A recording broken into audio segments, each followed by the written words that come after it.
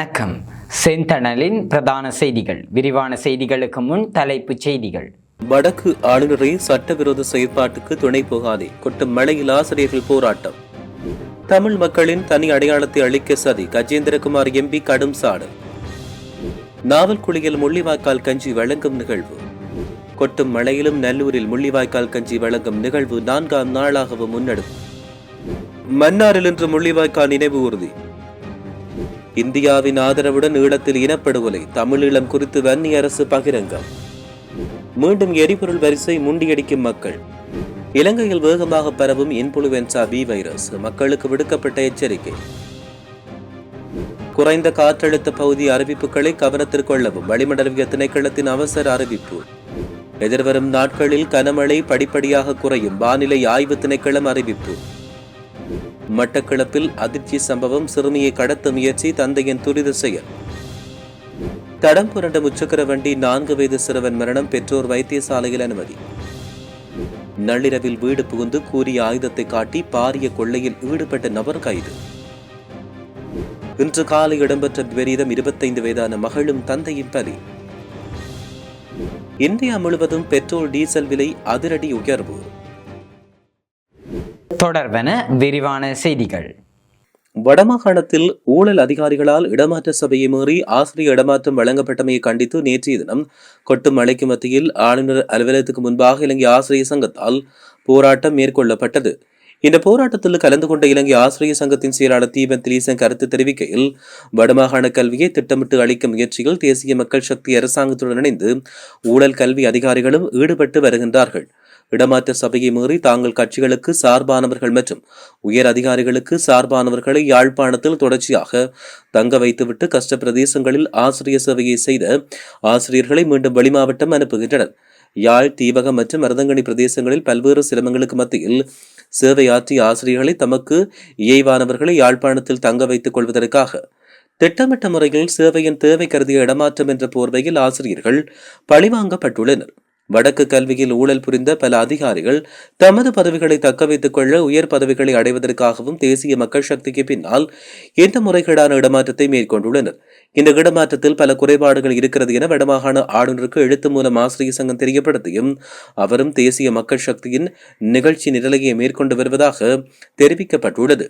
யாழ் மாவட்ட செயலத்தில் இடம்பெற்ற மாவட்ட அபிவிருத்தி குழு கூட்டத்தில் பாதிக்கப்பட்ட ஆசிரியர்கள் தொடர்பான கருத்து எழுந்தபோது முண்டியடித்துக் கொண்டு இந்த இடமாற்றம் செய்வதே ஆக வேண்டும் என்று ஆளுநர் கூறியமை எமக்கு பலத்த சந்தேகத்தை ஏற்படுத்துவதாக அவர் தெரிவித்தார். எனவே கொட்டும் மழைக்கு மத்தியில் இந்த ஆசிரியர்களின் போராட்டம் ஆரம்பித்து வைக்கப்படும் நிலையில் தொடர்ச்சியாக எமது கோரிக்கைகள் உரிய முறையில் பரிசீலிக்கப்படும் வரையில் இவ்வாறான போராட்டங்கள் முன்னெடுக்கப்படும் என்றும் தெரிவித்துள்ளமையும் குறிப்பிடத்தக்கது. வடக்கு கிழக்கில் தமிழ் மக்களுக்கென கலாச்சார ரீதியாக எந்த ஒரு தனி அடையாளமும் இருக்கக்கூடாது என்கின்ற சிங்கள பௌத்த பேரணவாதத்தின் எண்ணமே யாழ் திருவள்ளுவர் கலாச்சார மத்திய நிலையத்துக்குள் புத்த சாசன அமைச்சு உள்வாங்கப்பட்டமைக்கு பிரதானமான காரணம் என நாடாளுமன்ற உறுப்பினர் கஜேந்திரகுமார் பொன்னம்பலம் குற்றம் சாட்டியுள்ளார். யாழ் தென்மராட்சி பகுதியில் இடம்பெற்ற மக்கள் சந்திப்பில் கலந்து கொண்டு ஊடகங்களுக்கு கருத்து வெளியிட்ட போதே அவர் இவ்வாறு தெரிவித்துள்ளார்.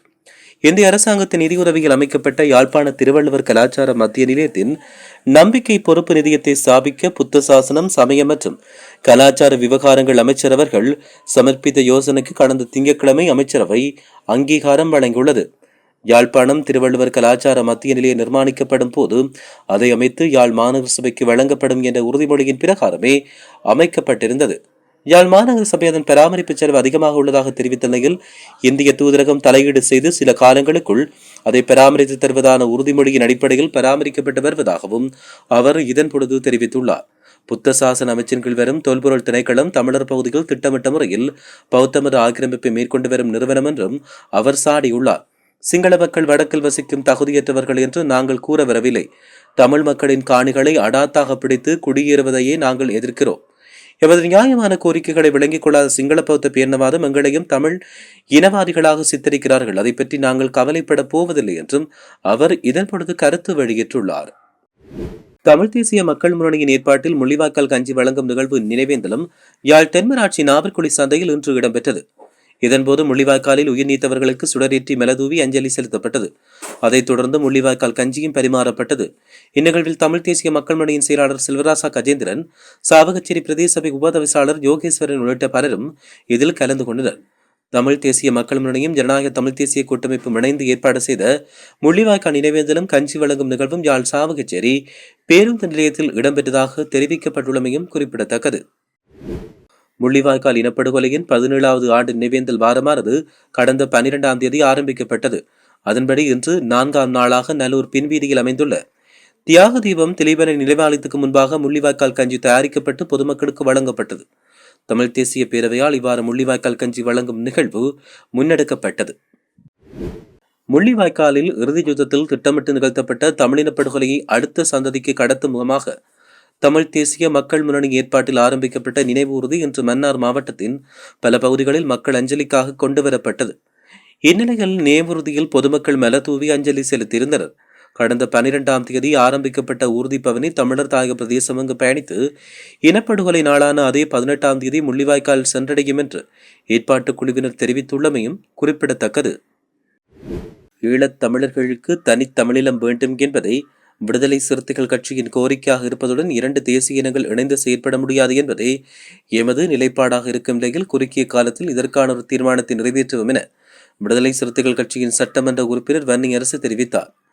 மேலும் தெரிவிக்கையில் 2009 இடம்பெற்ற முள்ளிவாய்க்கால் இனப்படுகொலையை உலகளவில் எடுத்துச் செல்ல வேண்டிய சூழலில் தமிழ்நாடு சட்டப்பேரவையில் இது குறித்து பேச வேண்டும் என்று எமது கட்சித் தலைவர் வழிகாட்டியிருந்தார். இந்நிலையில் முதலமைச்சர் விஜயும் இந்த பிரச்சனையை செவிசாய்த்து கேட்கக்கூடிய இடத்தில் இருப்பதால் இந்த சூழலில் தனித்தமிழீழ கோரிக்கையை முன்வைப்பது பொருத்தமானது என்ற அடிப்படையில் சட்டமன்றத்தில் இது குறித்து பேசியுள்ளதாக அவர் தெரிவித்தார். மத்திய கிழக்கு நாடுகளில் ஏற்பட்டுள்ள போர் பதற்றம் காரணமாக மீண்டும் எரிபொருள் நிரப்பு நிலையங்களில் மக்கள் நீண்ட வரிசையில் நிற்பதை அவதானிக்க முடிகிறது.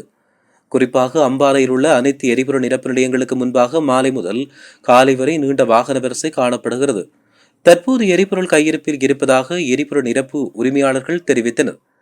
எனினும் எரிபொருள் நிலைய உரிமையாளர்களை திட்டமிட்டு மீள வாகன வரிசை ஏற்படுத்தியுள்ளதாக மக்கள் குற்றம் சாட்டியுள்ளனர். எரிபொருள் நிலைய உரிமையாளர்கள் சிலர் செயற்கை தட்டுப்பாட்டை ஏற்படுத்தி மீண்டும் எரிபொருள் நிலையங்களில் வாகன வரிசையில் நிறுத்தி வைக்கப்படுவதாக தெரிவிக்கின்றனர்.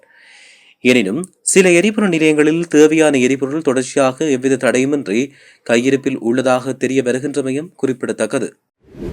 நாடு முழுவதும் இன்ஃபுளுவென்சா பி வகை தொற்று வேகமாக பரவி வருவதால் இதுகுறித்து பொதுமக்கள் மிகுந்த அவதானத்துடன் இருக்குமாறு வைரஸ் நோய் விசேட வைத்திய நிபுணர் ஜூட் ஜெயமகா கேட்டுக் கொண்டுள்ளார்.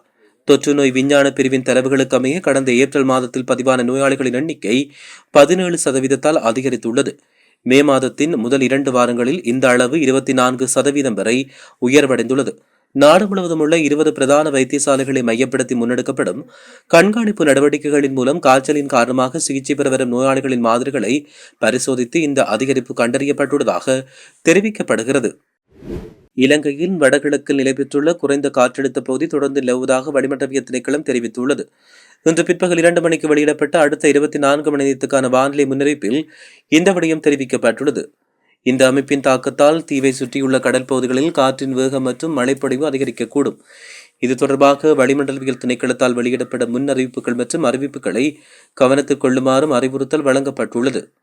இடியுடன் கூடிய மழையின் போது கடற்பகுதிகளில் தற்காலிக பலத்த காற்று வீசக்கூடும். மேலும் கடற்பகுதிகள் தற்காலிகமாக மிகவும் கொந்தளிப்பாக மாறக்கூடும் என்று சுட்டிக்காட்டப்பட்டுள்ளது.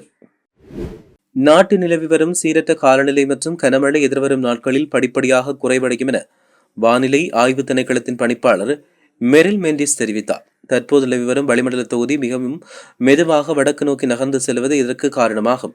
இந்த வளிமண்டல தொகுதியின் நகர்வின் காரணமாக வரும் நாட்களில் ஆங்காங்கே மழை பெய்யக்கூடிய சாத்தியம் இன்னும் காணப்பட்டாலும் மழையின் தீவிரம் வேகம் குறையும் என்றும் அவர் குறிப்பிட்டுள்ளார்.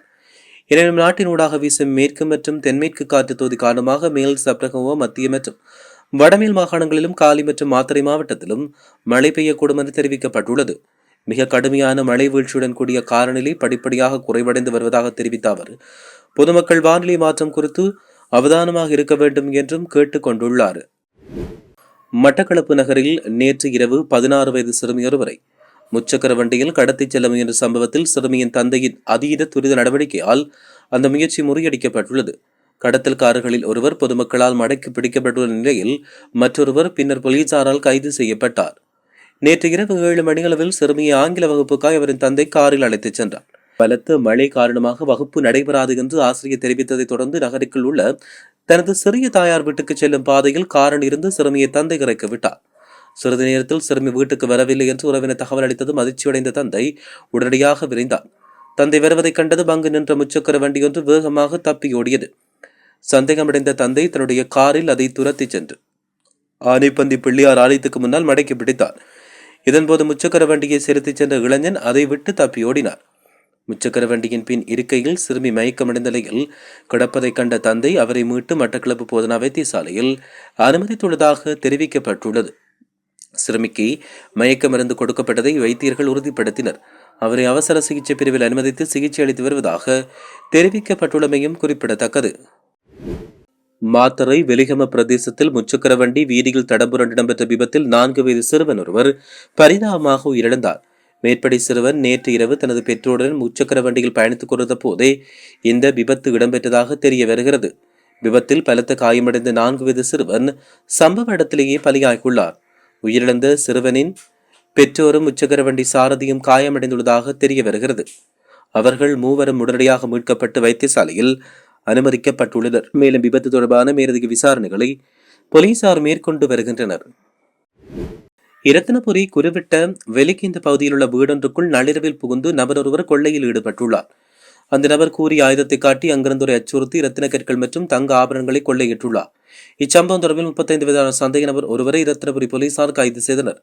கடந்த செவ்வாய்க்கிழமை கிடைத்த ரகசிய தகவலை எடுத்து முன்னெடுக்கப்பட்ட விசேட சோதனையை சுற்றி வளைப்பின் போது இந்த கைது இடம்பெற்றுள்ளதாக தெரிய வருகிறது. மாத்தளை வில்கமும கெட்டிப்பொல பகுதியில் காட்டு யானை தாக்கி தந்தையும் மகளும் உயிரிழந்தனர். இன்று காலை இருவரும் சைக்கிளில் சென்று கொண்ட போது காட்டு யானை தாக்கியுள்ளது. அந்த பகுதி மக்கள் இருவரையும் வில்கம பிராந்திய மருத்துவமனையில் அனுமதித்த நிலையில் இருவரும் ஏற்கனவே உயிரிழந்ததாக மருத்துவமனை வட்டாரங்கள் தெரிவிக்கின்றன. இச்சம்பவத்தில் 56 வயதான ஜூஜி ஆனந்த சமரவிக்ரம என்ற தந்தையும் அவரின் 25 வயதான மகள் தனுஜா சமரவிக்ரமவும் உயிரிழந்துள்ளதாக தெரிவிக்கப்பட்டுள்ளமையும் குறிப்பிடத்தக்கது. இனி சர்வதேச செய்திகள். இந்தியாவில் கடந்த 4 ஆண்டுகளாக மாற்றமில்லாமல் இருந்து வந்த பெட்ரோல் டீசல் விலைகள் அதிகரித்துள்ளன.